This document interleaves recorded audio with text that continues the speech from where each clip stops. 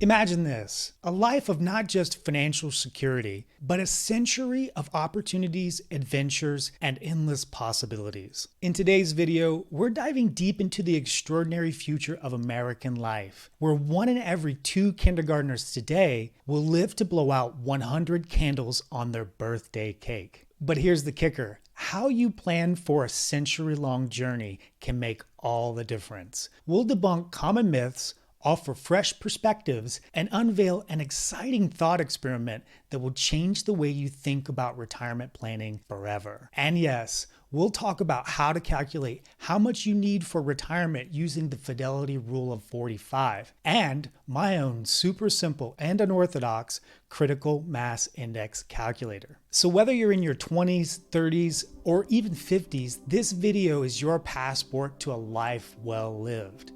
Are you ready to embrace your century? Let's dive in. Experts at Stanford University's Center on Longevity have unveiled a remarkable revelation that paints a new picture of American life. Get this, they foresee a future where 1 in every 2 5-year-olds today will celebrate their 100th birthday. Now that's a game changer. Their research, featured on time.com, suggests that by 2050, living to a century will become the standard for every newborn. Yes, you heard me right, a lifespan of 100 years as the norm. That's just 3 decades away. Can you believe it? And it's not just about kindergartners. The global population of centenarians is set to expand by 8-fold.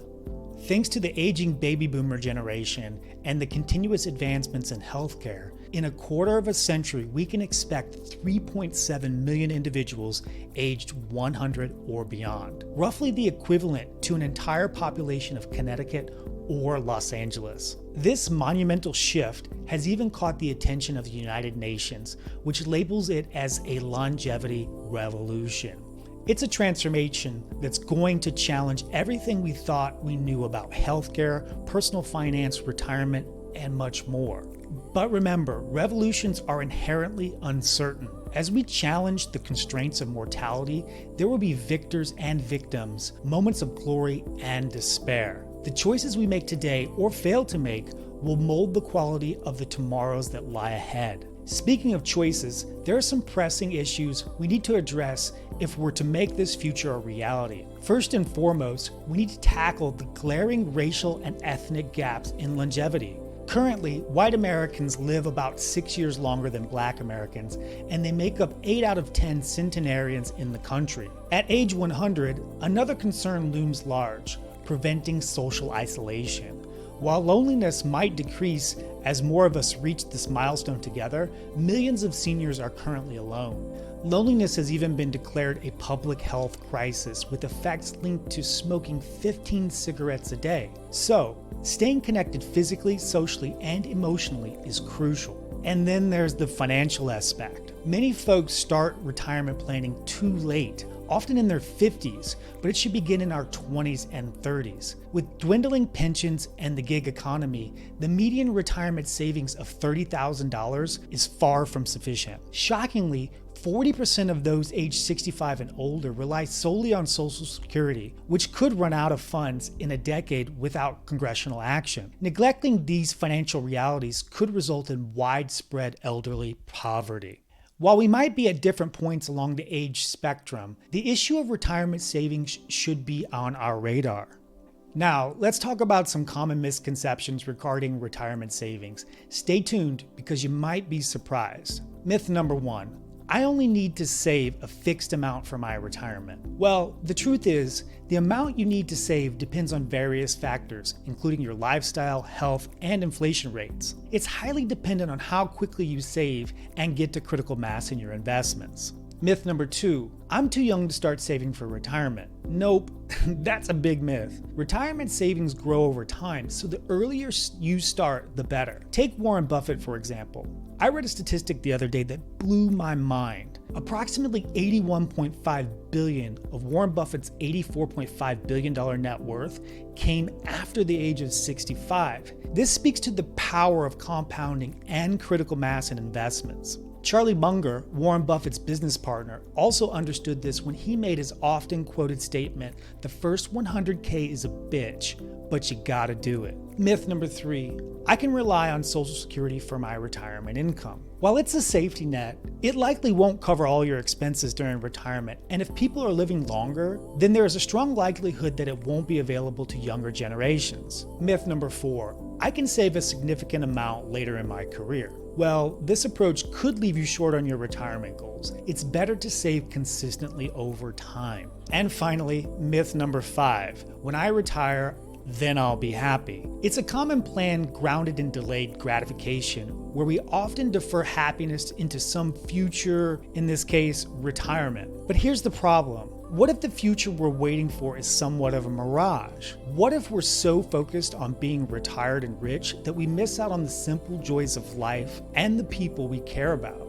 We end up working so hard for a big bank account that we forget to enjoy life along the way. And being retired and rich doesn't always equate to happiness. It's a trap to defer happiness until retirement. So let's reframe retirement. The traditional idea is that you work hard for many years, then finally get to enjoy your life afterward. But here's my take. It doesn't have to be that way. In his book, Outlive, The Science and Art of Longevity, Dr. Peter Attia introduces an intriguing idea to plan for the later years. He calls it the Centenarian Decathlon. He suggests focusing on the 10 most important physical tasks you want to be able to do for the rest of your life. These tasks can be specific, like athletic challenges, things you enjoy, or even everyday activities. Dr. Attia uses this list to remind us to stay active and healthy as we get older. After all, by thinking about what we want to do when we're 100, we can make sure we're taking the right steps today. Dr. Attia's Decathlon focuses on physical tasks, but it's also crucial to consider other goals, including retirement planning, not just for our bodies, but our overall well-being. Now let's get personal. What does your ideal life look like at age 80? Who are you with? Where are you? What are you doing? How do you feel? Here's how I picture my life at 80. I'm healthy in my mind and body, sitting on a sunny porch with my happy wife beside me. My kids are around. We're having conversations, grandkids playing in the yard, and friends coming over for a big dinner. Notice how most of these things don't depend on having lots of money. They come from how you act and what you do every day. This simple exercise can change how you live your life today, helping you start with the end in mind.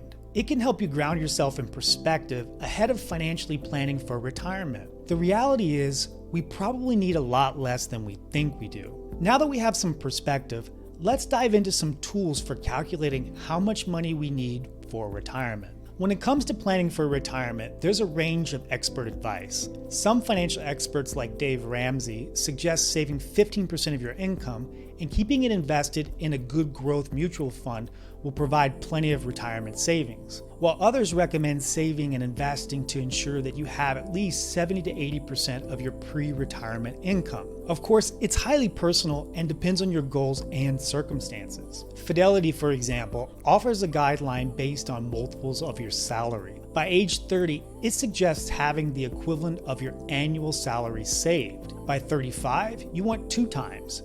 By 45, 4 times your annual salary, and by 67, 10 times your annual salary. Fidelity offers these simple salary multipliers to help individuals estimate their retirement savings in relation to potential income needs during retirement. I actually quite like how they've simplified this approach, but it's important to understand the assumptions behind these guidelines. These multipliers are based on individuals' current age and certain assumptions, including asset allocations, percent savings rate, a 1.5% real wage growth, a retirement age of 67, and a planning age through 93. The target is to replace 45% of pre-retirement income without considering pension income. It also assumes that you'll be taking advantage of Social Security benefits, not likely to be available if people are living longer. It's important to note that these calculations are hypothetical and serve as one source of information for assessing retirement income needs. needs. Individual circumstances and factors such as retirement age, life expectancy, and market conditions can affect the actual savings required. If you'd like to try Fidelity's widget to calculate your retirement savings needs, I've linked to it down below. Personally though,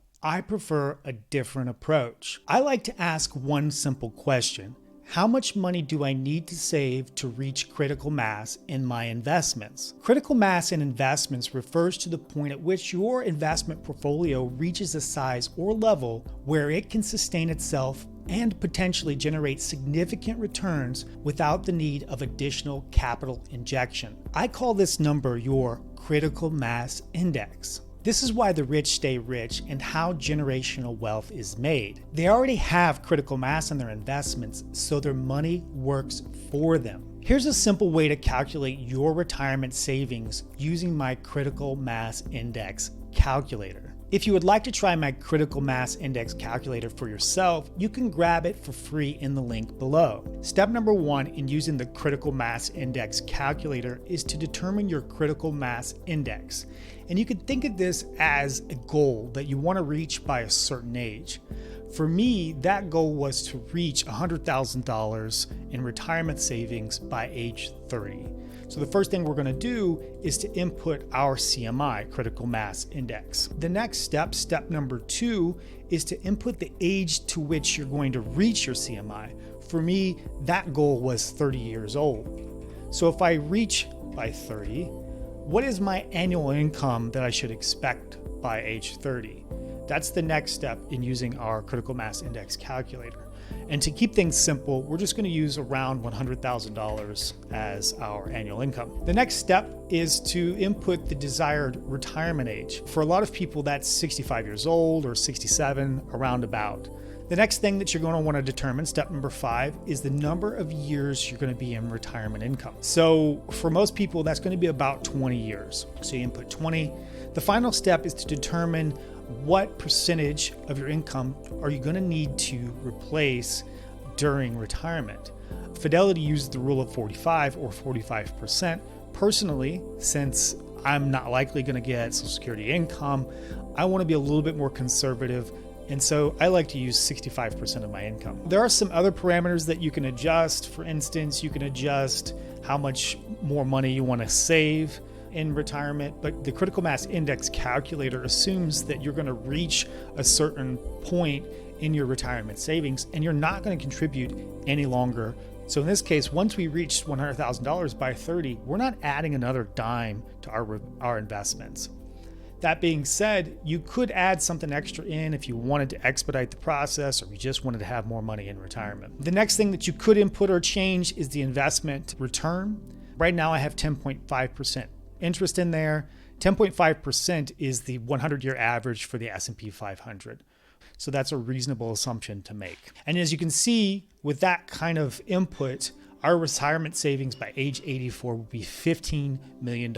Of course, it's always a good idea to consult with a financial advisor when planning for retirement. They can help you refine these estimates based on your personal circumstances. Planning for retirement is a crucial step in ensuring financial security and a fulfilling future. It's about debunking myths, understanding your personal needs, and envisioning a retirement that truly matters. It's not just about being financially prepared. It's about creating a life you love in your later years. So start planning early and make informed decisions to enjoy the retirement you desire. Thanks for tuning in. If you've enjoyed this video, then consider watching one of my other videos.